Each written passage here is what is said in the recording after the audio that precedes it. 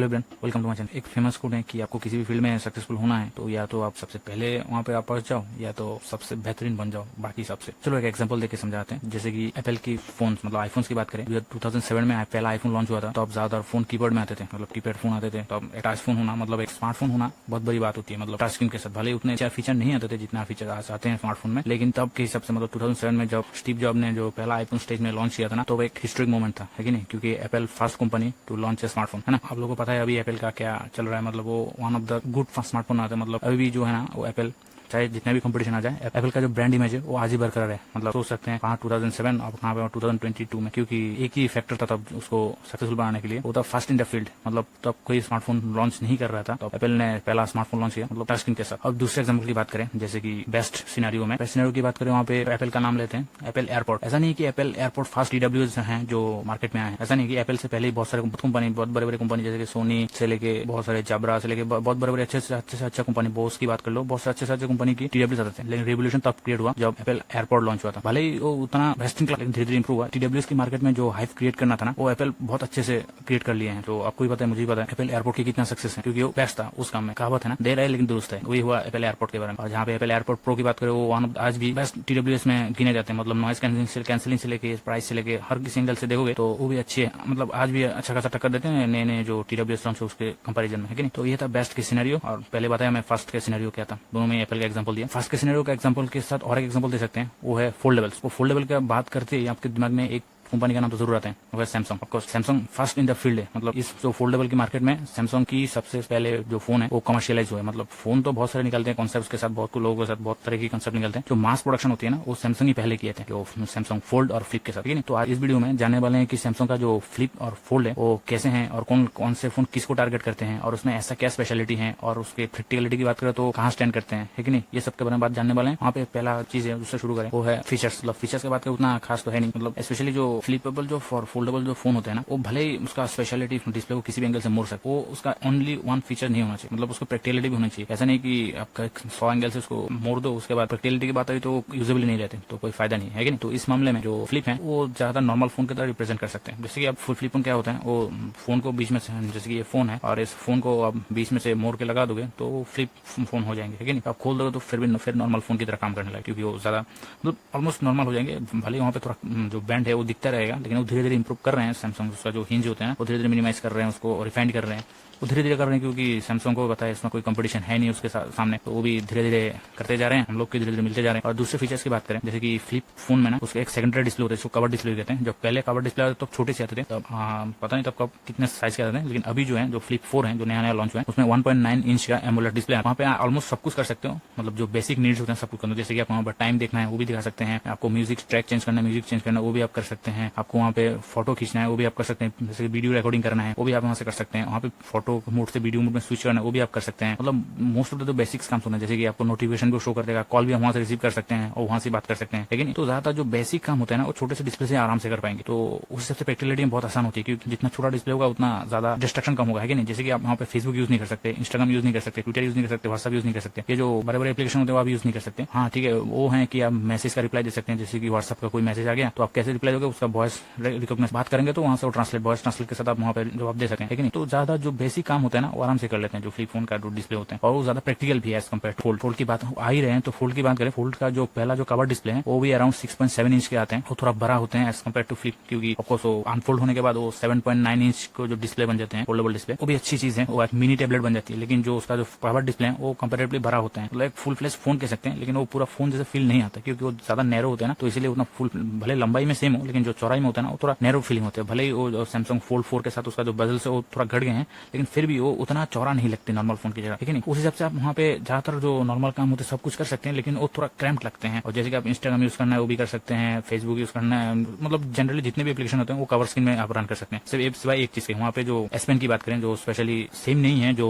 Note 6 के साथ है ना, मतलब नोट 6 के साथ जो एस पेन आते हैं वो आप यूज नहीं कर सकते, उसके लिए स्पेशल जो फोल्ड के एडिशन होते हैं जो जिसके लिए एस पेन होते हैं थोड़ा बड़े होते हैं, तो क्योंकि वो डिस्प्ले थोड़ा फ्लेक्सिबल होता है ना उसको डैमेज कर सकते हैं, है कि नहीं? तो इसलिए वो अलग तरीके का एस पेन के साथ आते हैं, तो वो एस पेन जो है वो आप कवर स्क्रीन में यूज नहीं कर सकते हैं, अंदर यूज कर सकते हैं लेकिन कवर स्क्रीन में यूज नहीं कर सकते। और फोल्ड की स्पेशलिटी की बात करूं, वहाँ पर मल्टीटास्किंग करना है तो आराम से कर सकते हैं, क्योंकि बड़ा डिस्प्ले 7.9 इंच का डिस्प्ले है और वीडियो भी देखना है, जो ज्यादातर जो प्रोडक्टिविटी वर्क होती है ना, वो भी आपके वहाँ पे जो प्रोसेसर लगा हुआ है वो जनरली हाई एंड प्रोसेसर लगा होते हैं, जैसे कि टॉप ऑफ द लाइन जो एंड्रॉइड की होती है स्नैपड्रैगन की। और यहाँ पे जो फोल्ड 4 में लगा है, फोल्ड और फ्लिप 4 में जो लगा हुआ है वो है लेटेस्ट एंड ग्रेटेस्ट, मतलब स्नैपड्रैगन का लेटेस्ट जो प्रोसेसर है वो है स्नैपड्रैगन 8+ Gen 1, जो आपको TSMC मैन्युफैक्चर करते हैं। वो सबसे पावरफुल प्रोसेसर है एंड्रॉइड वाल की बात करें तो उसमें मल्टीटास्किंग करने में इतना दिक्कत तो नहीं होगी। वो जो मल्टीटास्किंग की बात करें तो वो मल्टीटास्किंग ज्यादा करना तो फ्लिप से ज्यादा फोल्ड में ज्यादा कंफर्टेबल होंगे, क्योंकि वो ज्यादा बड़ा डिस्प्ले है, 3-4 विंडोज खोल के आप आराम से कर सकते हैं। लेकिन प्रैक्टिकलिटी की बात करें तो वो पर्सन टू पर्सन डिपेंड करते हैं। जैसे कि मेरे हिसाब से बात करो तो मेरे लिए फ्लिप ज्यादा बेहतर है, क्योंकि वो इतना डिस्ट्रक्शन क्यों नहीं करेगा, क्योंकि मेरे को हर बार जो फोन है या नोटिफिकेशन है तो बार बार मेरे को खोल के देखना नहीं पड़ेगा, और मैं बिना खोले सब कुछ मैं ऑलमोस्ट सब कुछ कर सकता हूँ। मुझे कोई रिक्वायरमेंट है तभी मैं उसको ओपन अप करूंगा, नहीं तो ओपन अप करने की जरूरत नहीं है। और अगर ओपन अप कर लिया तो व्हाट्सएप और इंस्टाग्राम में सोच जाते हैं 5-10 मिनट यूज करेंगे, लेकिन कब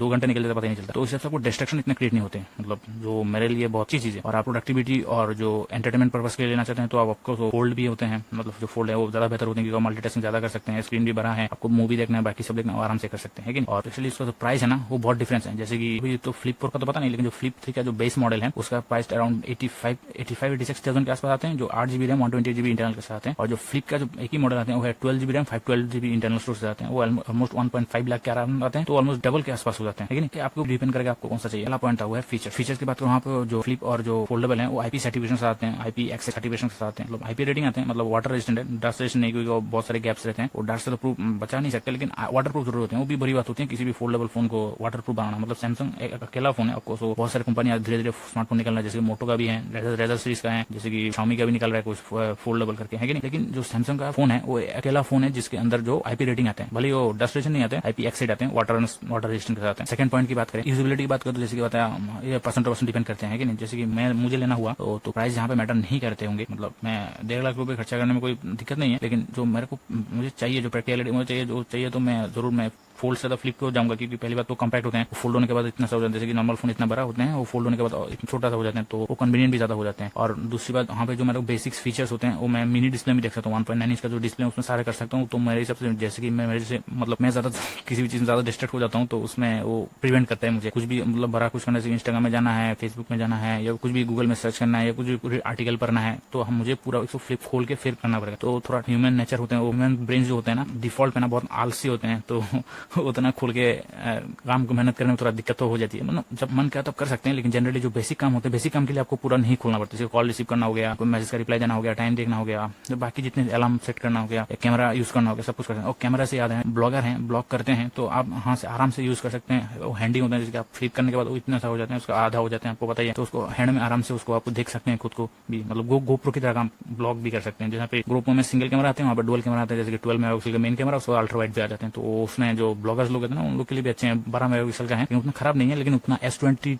जैसा भी नहीं है, मतलब उतना भी सुपीरियर नहीं है, लेकिन काम चल, मतलब प्राइस के हिसाब से वो जस्टिफाई जरूर करते हैं। फोल्ड की बात करूं, जैसे फ्लिप तो मेरे लिए अच्छे हैं, लेकिन कुछ लोगों के लिए फ्लिप भी अच्छे होंगे, क्योंकि जो प्रोडक्टिविटी करते हैं, जिन लोगों के लिए मल्टीटास्किंग ज्यादा मायने रखते हैं, जो एंटरटेनमेंट के पर्पस लेते हैं, वो भी मतलब जनरली जो टेकी टाइप होते हैं ना, उन लोग को बेस्ट इन द क्लास चाहिए होते हैं। जैसे कि आपको देखे होंगे ज्यादातर जो टेक एंथुसियास्ट होते हैं उन लोग के पास फ्लिप से ज्यादा फोल्डेबल फोन ज्यादा मिलेंगे, क्योंकि उन लोग के पास ये अकेला फोन नहीं है, उसके पास अलग एक फोन होता है जो फोल्डेबल है ना, वो सेकेंडरी काम करते हैं, प्राइमरी काम नहीं करते। हाँ, हालांकि वो प्राइमरी काम कर सकते हैं, लेकिन वो ज्यादा बल्कि होते हैं एज कम्पेयर टू भारी है, क्योंकि 2 डिस्प्ले को जोड़ना है, मतलब वो ज्यादा कंपोनेंट होते हैं, बैटरी बड़ा है, बाकी सब कुछ भी बड़ा है, तो ज्यादा भारी होते हैं। तो आपको जहाँ मल्टीटास्किंग या हैवी परफॉर्मेंस या बड़े डिस्प्ले में गेम खेलना पसंद है, तो गेम फ्लेक्सिबल में इतना खेल सकते हैं, ऐसा नहीं कि प्रोसेसर कैपेबल नहीं है, सब कुछ कैपेबल, लेकिन जो मेन दिक्कत आ जाती है उसमें कूलिंग में। ये फोल्डेबल और फ्लिपेबल ना, तो कूलिंग में थोड़ी दिक्कत हो जाती है। हाँ, उतना हीट मैनेज हो जाता है कि सैमसंग जो है ना, स्नैपड्रैगन जो 8 Gen 1 है वो बहुत हीट वाला प्रोसेसर है, मतलब बाद में गर्म हो जाती है, लेकिन उस प्रोसेसर को भी वो सैमसंग कूलिंग कर दिए हैं, जो सैमसंग S22 में है ना, तो ये भी इतना कूल तो मतलब इतना गर्म नहीं होता है, प्लस Gen 1 कंपैरेटिवली थोड़ा कम ही रहते हैं, कूलर कम ही रहते हैं, तो उतना दिक्कत नहीं होना चाहिए। लेकिन ज्यादातर जो गेमर्स होते हैं वो ज्यादा टैबलेट का यूज करते हैं, I think, I don't know, but ये फोन आप यूज कर सकते हैं, आप यूज करना चाहते हैं तो, मतलब पावर यूजर के लिए। नेक्स्ट पॉइंट जो है वो है बैटरी की बात करें, वहाँ पे जो फ्लिप है पहले बहुत बेकार बैटरी लगे आते थे, जैसे कि 3300 बैटरी आते थे इनबिल्ट, क्योंकि वो फ्लिप होता है ना, तो उसमें बैटरी इतना जगह नहीं होती, क्योंकि ज्यादा इनोवेशन के चक्कर में तो बैटरी के ऊपर कॉम्प्रोमाइज हुआ। जैसे कि आप ये फोन लिए मोटो का, one of the thinnest 5G phone है, तो थिनेस्ट बनाने के चक्कर में इसमें 4000 mAh बैटरी आते हैं, तो जब भी कुछ मतलब अचीव करने की कोशिश कर जाता है, मतलब नया करने की कोशिश किया जाता है, तब उसका पहला कॉम्प्रोमाइज होता है वहाँ पे बैटरी पे। तो वहाँ पर सेम था 3300 mAh की बैटरी थे, तो अभी जो है फ्लिप 4 के साथ उसको भरा दिया गया है 3700 mAh की बैटरी के साथ है। 3300 तो अराउंड अराउंड जहाँ पे मैं देखा था ऑनलाइन में, ज्यादातर लोगों को 3 to 4 आवर तक स्क्रीन ऑन टाइम मिल जाते हैं। मतलब वो मॉडरेट यूज में हो, हेवी यूज में तो बहुत पहले डाई हो जाएगा कि नहीं, आप हेवी यूज करने भी नहीं वाले यहाँ पे। उस हिसाब से आप 3700 के साथ अच्छे खासे बैटरी बैकअप मिल जाना चाहिए। और वहाँ पे फोल्ड की बात करें, वहाँ पे सेमी बैटरी आते हैं 4400 मिली एम्पेयर की। हाँ थोड़ा बड़े हैं, लेकिन एज कम्पेयर टू फ्लिप जो है ना, वो बैटरी लाइफ ऑलमोस्ट सेम ही है, क्योंकि उसमें डिस्प्ले भी बड़ा है ना। आप मेन कवर स्क्रीन यूज करोगे तो अलग बात है, वो ज्यादा चलेगा, लेकिन आप जैसे ही मेन स्क्रीन ओपन करोगे, जो 7.9 इंच का स्क्रीन ओपन करोगे, तो उसमें डिस्प्ले बड़ा है, उसका ब्राइट भी ज्यादा करना होता है, उसका एरिया भी सर्विस एरिया भी ज्यादा है, तो उस हिसाब से वो बैटरी बैकअप उतना नहीं